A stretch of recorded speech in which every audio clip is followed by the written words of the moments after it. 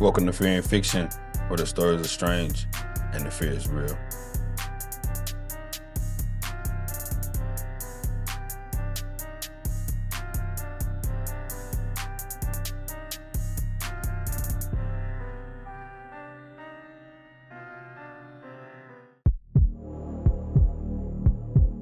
When I first moved over there, I thought the old lady across the street was just nosy. Every hood got somebody like that. Sit on the porch all day, know who lives where, know whose car doesn't belong, probably know who you're dating before your own family does. This was on the north side of Milwaukee. I was 24 and had just gotten my first apartment. Old duplex, hardwood floors, radiators, street parking. Across from me was this beat-up house with boards over 2 upstairs windows. And almost every evening, an older black woman sat on the porch. House dress, headscarf, same chair. I'd come home from work and she watched me park. Eventually I started speaking. She'd smile. That was about it. Then one afternoon she told me to move my car. I asked why. She just pointed toward the streetlight farther down the block and said, "Park over there tonight." I figured maybe I was in somebody's spot, so I moved it. That night, 3 cars got broken into. Mine wasn't touched. After that, I listened when she said something. A few weeks later, I was walking home from the corner store around 10:30. 2 dudes were behind me. At first, I didn't care. Then I crossed the street. They crossed too. I turned toward my block. So did they. That's when I heard the old woman yelling from her porch. She told me to get inside. Not casually either. She was screaming it. I ran. The guys behind me started running too. I barely got through my building's front door before one of them grabbed the outside handle. Then everything stopped. I looked through the window. Both dudes were still outside, but they weren't looking at me. They were staring across the street. The old woman was standing at the bottom of her porch steps. She wasn't yelling anymore. She was just looking at them. Both guys backed away. Then they turned around and left. Next morning, I went across the street to thank her. That's when I noticed there wasn't any chair on the porch. I knocked. Nobody answered. Up close, the place looked abandoned. I asked my downstairs neighbor where the old lady was. He looked at me like I was crazy. I pointed across the street. "The lady that sits on that porch." He told me nobody lived there. I laughed. He didn't. An older guy from a few houses down heard us talking. He asked me to describe her. When I finished, he asked one question. "She ever tell you where to park?" I felt my stomach drop. I asked how he knew. He looked toward the abandoned house. Then he told me she'd lived there for decades. Everybody on that end of the block knew her. She watched people's kids, watched their cars. If somebody strange came around, she noticed. There had been a fire at the house years earlier. She moved away afterward. Then she died. I told him that wasn't possible because I'd talked to her. He shrugged. Then he said, "You ain't the first." I didn't see her again for almost a month. Then one night I woke up to somebody pounding on the downstairs door. It was after 2 in the morning. I looked out my bedroom window. Nobody was at the entrance, but the old woman was standing across the street, in the middle of the road, looking up at me. She raised one finger to her mouth. "Be quiet." Then I heard footsteps inside my building, coming upstairs. I grabbed my phone. The footsteps stopped outside my apartment. My doorknob moved, slowly. Then a woman spoke from the hallway. "Baby, open the door." I froze. It sounded exactly like my mother, same voice, same way she talked. For half a second, I almost opened it. Then I remembered my mother lived 20 minutes away. The voice came again. "Open this door." My phone started ringing. It was my mother. I answered. She was half asleep and asked why I had called her. I told her I hadn't. Then the voice outside my apartment spoke again. My mother heard it through the phone. She went silent. Then she told me to call the police. I looked through the peephole. Nobody was there, but something blocked the light underneath my door. Whatever it was stood directly outside. Then I heard scratching against the wood. I backed away. Across the street, the old woman was still there, except now she wasn't looking at me. She was staring toward my apartment door. Her face looked angry. The scratching stopped. Something ran down the stairs, fast. The downstairs door slammed. I looked outside. Nothing came out. Police checked the building. Nobody was inside. The next morning, I found the older neighbor. This time he told me the part he left out. People still saw the old woman sometimes, usually when something bad was about to happen. She'd warn people about cars, tell kids to go home. Sometimes she'd tell people not to open their doors. I asked him what had been outside mine. He shook his head. Then he said something I'll never forget. That lady ain't what you need to be scared of. I moved a few months later. The night before I was supposed to leave, I saw her one last time. She was back on the porch. I waved. She didn't. She stood up, pointed toward my apartment, and slowly shook her head. No, I didn't question her anymore. I grabbed my keys and slept at my mother's house. When I came back the next morning, my apartment door was open. Nothing was stolen. Nothing was broken. But there were muddy footprints across my bedroom floor. They started beside my bed. They went through the apartment, down the hallway, and toward the stairs. There weren't any footprints coming in, only footprints going out. I moved that afternoon. I still don't know what had been inside my apartment, but I finally understood something about that old woman. She wasn't haunting that block. She was protecting it, and whatever she had been protecting everybody from was still there. I worked the second shift back then, so getting home late was just part of my life. This was in New Haven. I was 28, didn't have a car, and most nights I took the bus home and walked the last few blocks through Dixwell. I knew that route, knew the stores, knew which houses always had people sitting outside, knew where the street lights didn't work. I wasn't careless. When you're a woman walking home by yourself at night, you learn to pay attention. One Thursday night, I was sitting toward the back of the bus when this older black man sat across from me, probably 70s, gray beard, brown coat that looked way too heavy for the weather. I had headphones in. He leaned toward me and said something.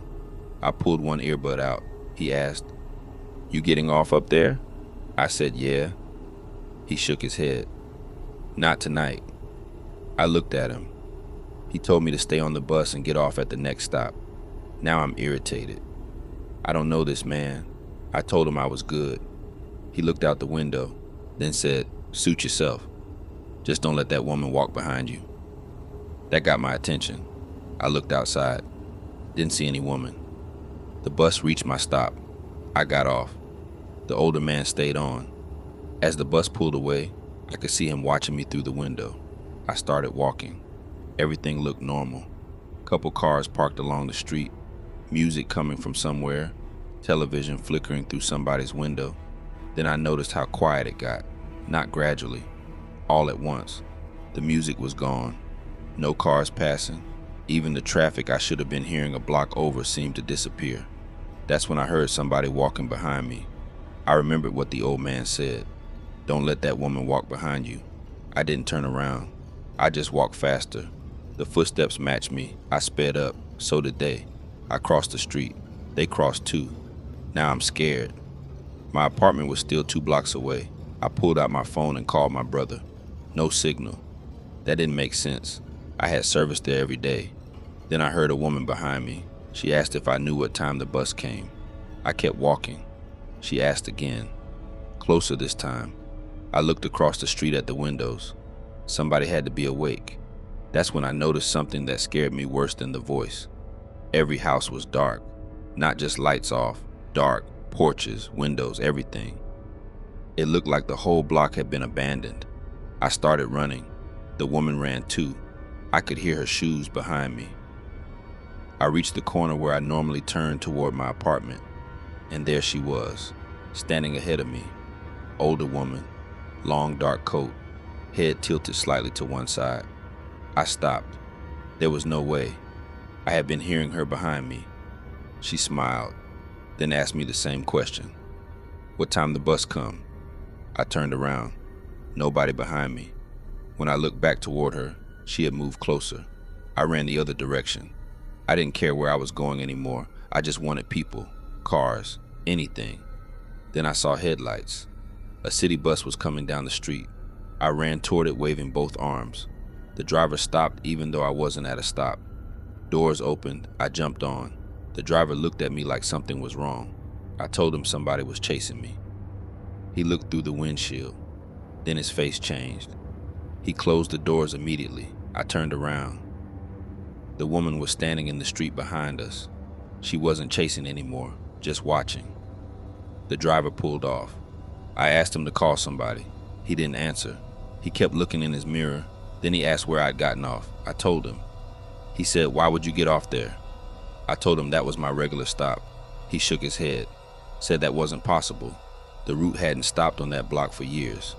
I thought he misunderstood me. I told him the bus had literally dropped me there 10 minutes earlier. He asked which bus. I didn't know the number.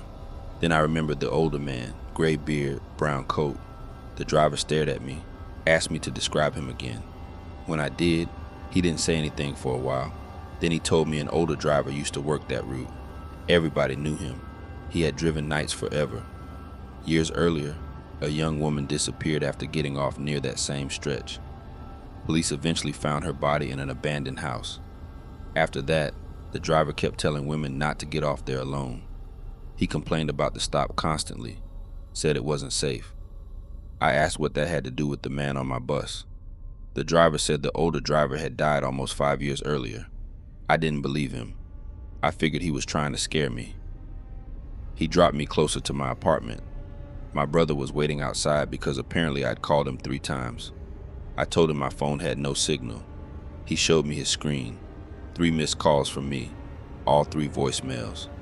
The first was mostly static. The second had me breathing and running. The third one is why I never walked that route again. You can hear me in the recording, but underneath my voice, there's a woman speaking. She's asking what time the bus comes. Then right before the voicemail ends, a man's voice says something, quiet but clear. Not this one. I listened to it once. That was enough. A couple days later, I rode the route during daylight. When we got near where I thought I'd gotten off, I realized the driver had been telling the truth. There wasn't a bus stop there. The pole was gone. No bench. Nothing. I asked the driver when they moved it. He said years ago. I never figured out what bus I was riding that night, and I never figured out who that woman was. But sometimes I think about that old man. Maybe he wasn't trying to scare me. Maybe he'd been warning women on that route for so long that dying wasn't enough to make him stop. And if that's true, there's something else I can't explain. He told me not to let that woman walk behind me. He already knew she was waiting before I ever got off the bus. Growing up, that basketball court was basically our babysitter. This was in Baton Rouge. I was 13 that summer, living in an apartment complex where everybody knew everybody. Soon as school let out, we were outside. Didn't matter how hot it was. We'd play ball until somebody's mama yelled off a balcony that it was time to come inside. The court wasn't anything special. One rim leaned a little. The other had a net somebody made out of rope. Apartment buildings on both sides, parking lot behind it, and one big street light that came on when it got dark. That's where I first saw the boy. He looked about our age, skinny, dark t-shirt, black basketball shorts, beat up white sneakers. He stood outside the fence watching us play. One of my boys asked if he wanted next. He nodded, didn't say anything. When the game ended, he came onto the court. That boy could hoop, and I mean really hoop. Quick first step, good handle, didn't talk trash, didn't celebrate. He'd score and immediately get back on defense. Only weird thing was he never spoke. We asked his name, nothing. Asked what building he lived in, nothing. Eventually we started calling him Quiet Boy. He didn't seem to care. He only showed up late, never before sunset. Once that streetlight came on, you looked toward the fence and he'd be there. After a couple weeks, we stopped thinking it was strange. He was just part of the games. Then one night, something happened. We were playing 3-on-3. I drove toward the basket and somebody hit me across the arm. I lost my balance and went down hard. Everybody started arguing about the foul. Then Quiet Boy pointed toward one of the apartment buildings. 2nd floor. There was a little girl leaning against a window screen. The screen was coming loose. We all started yelling. One of the older dudes ran toward the building. Right before the screen gave out, somebody inside grabbed the girl and pulled her back. Everybody was shook. When I turned back toward the court, Quiet Boy was gone. After that, I started paying more attention to him. He never came from anywhere. That's what bothered me. We'd be playing. I'd check the fence, empty. Look again a minute later. He'd be standing there. And whenever the game ended, he'd disappear before everybody else. One night, I decided to follow him. I know, stupid, but I wanted to know where this dude lived. He left the court and walked between two buildings. I waited a few seconds, then followed. When I came around the corner, he was already at the far end of the parking lot. I started jogging. He turned behind another building. I followed. Nobody. There wasn't anywhere he could have gone. I checked between the cars, looked behind the dumpsters, nothing. Then I heard a basketball bouncing behind me.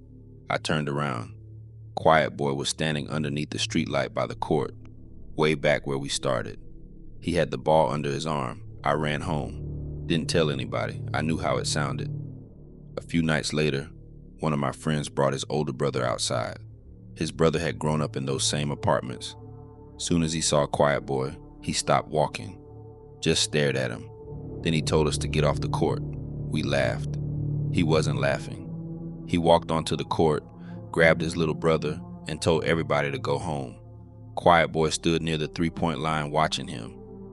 Then the older brother said something I'll never forget. "You ain't supposed to still be here." Quiet Boy smiled.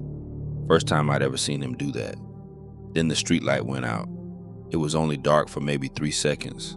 When the light came back on, Quiet Boy was gone. We followed the older brother back to his apartment. Everybody started asking questions. At first he wouldn't tell us anything. Finally he pulled out this old photo album. There were pictures of the complex from years earlier. Cookouts, kids on bikes, people sitting on cars. Then he showed us a picture of the basketball court. There were maybe 12 kids standing together. His older brother pointed to one near the back. Quiet Boy, same face, same haircut, same skinny arms, same white sneakers. The picture was almost 15 years old. I told him that had to be somebody's dad or older brother. He said no. The kid in that picture had lived in the complex. Everybody knew him because he stayed on that court. One night, there had been a shooting in the parking lot. He wasn't involved.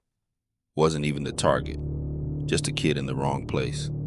He died before the ambulance got there, right beside the basketball court. I stopped playing outside after dark. Most of us did. Summer ended. My family moved a couple years later. Eventually, I convinced myself we had gotten scared over a picture of somebody who just looked like him. That explanation worked for a long time, until last year.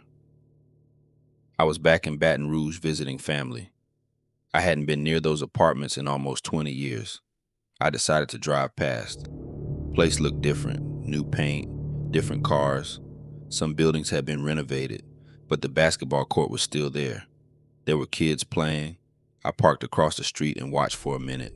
It brought back a lot. Then one of the kids threw the ball out of bounds. It rolled toward the fence. Somebody picked it up, a skinny kid, dark t-shirt, black shorts, beat up white sneakers. My whole body went cold. He tossed the ball back. Then he looked directly across the street at my car, same face. He hadn't aged one day. I started the engine. Before I could pull away, he pointed behind me, just like he pointed toward that apartment window when we were kids. I looked in my mirror. A little boy had chased a ball into the street. A car was coming around the corner fast. I laid on my horn. The driver slammed on the brakes. The boy jumped backward onto the sidewalk, missed him by a few feet. When I looked toward the court again, Quiet Boy was gone. I haven't been back, and I don't think I ever will. But sometimes I wonder how many kids have played with him since we did. How many accidents he stopped. How many people around those apartments have seen him and just assumed he belonged to somebody, because that's what we did. We thought he was just another hood kid who stayed outside too late. Turns out we were half right. He was from the neighborhood. He just never left. I grew up in Richmond, California back in the 90s, and where we lived, You learned pretty early which sounds mattered. Gunshots in the distance. You stayed inside. Somebody arguing outside. Mind your business. Car alarm going off. Probably wasn't your car anyway. But there was one sound my grandmother had a completely different rule for. If you heard somebody walking down our street late at night calling for somebody, you did not look out the window. That was it. Didn't matter who you thought it was. Didn't matter what they were saying. Don't look.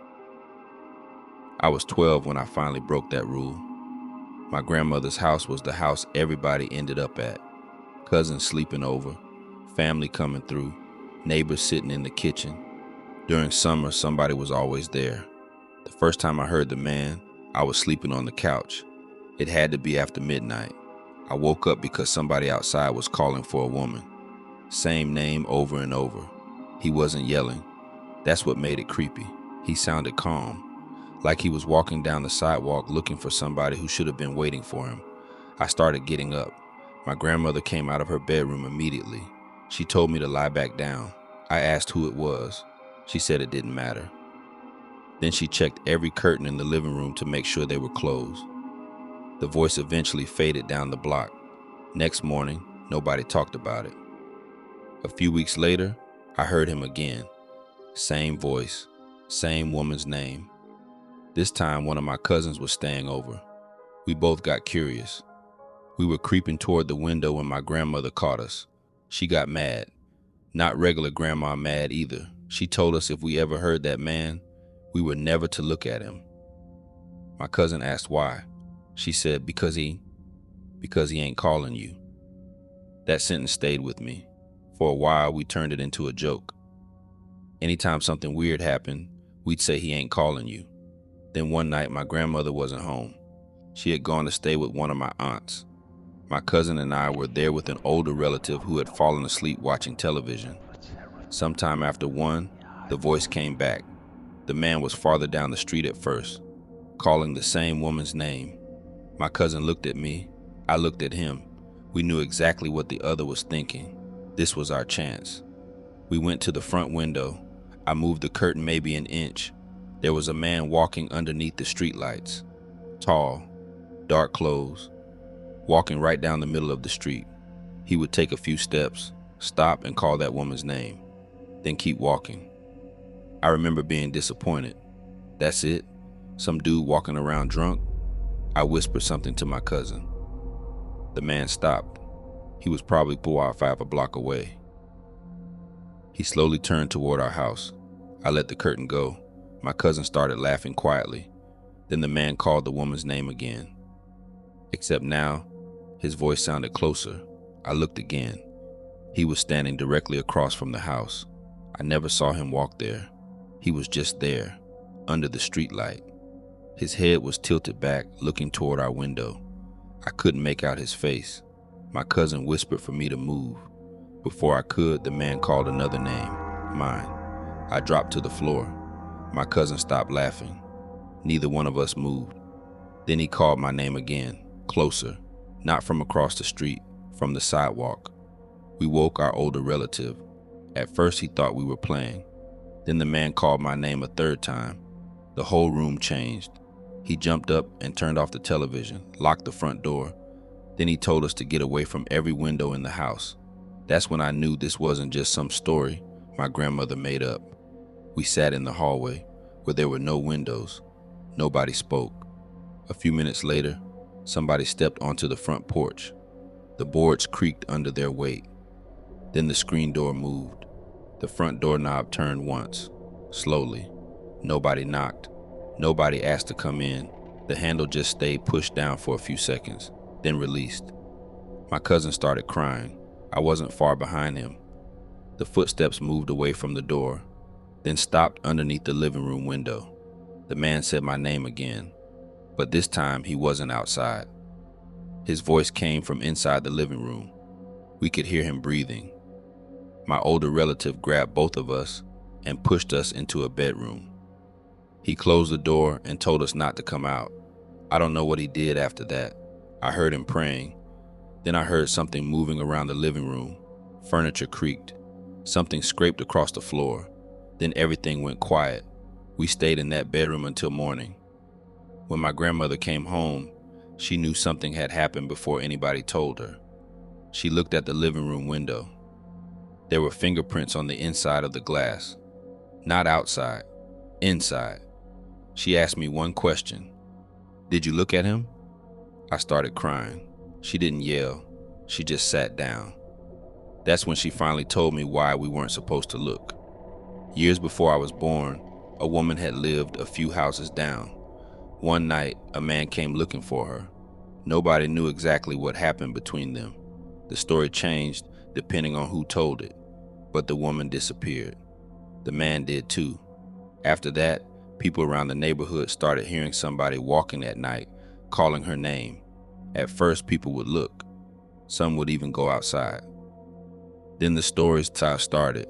People claim once he noticed you watching him, he stopped calling for her. He started calling for you. My grandmother didn't know if any of it was true. She just knew what older people had taught her. Don't answer, don't look, and whatever you do, don't let him know your name. I asked how he knew mine. She looked at me for a long time, then said, "You looked at him. Maybe that's all he needed." I never heard him again while I lived there. Years passed. I grew up, moved away. Eventually, my grandmother passed, and the family sold the house. I convinced myself it was something two scared kids had exaggerated, until about 5 years ago. My cousin called me late one night. He still lived in the Bay Area. His voice was shaking. He asked if I remembered the man from our grandmother's street. I said yes. He told me he'd been asleep when somebody outside his house woke him up. A man walking slowly down the street, calling a woman's name, same name we heard when we were kids. I told him not to look outside. He said he already had. My stomach dropped. I asked if the man saw him. My cousin got quiet. Then he told me no. The man hadn't called his name. He called mine. I haven't heard anything since, but I don't sleep with my curtains open anymore because my grandmother's rule makes a lot more sense to me now. Maybe that thing doesn't follow houses. Maybe it doesn't follow neighborhoods. Maybe once you look at it, it follows you. Thank you for taking the time to watch the video. Get those comments and tell me which story was your favorite. Until the next time.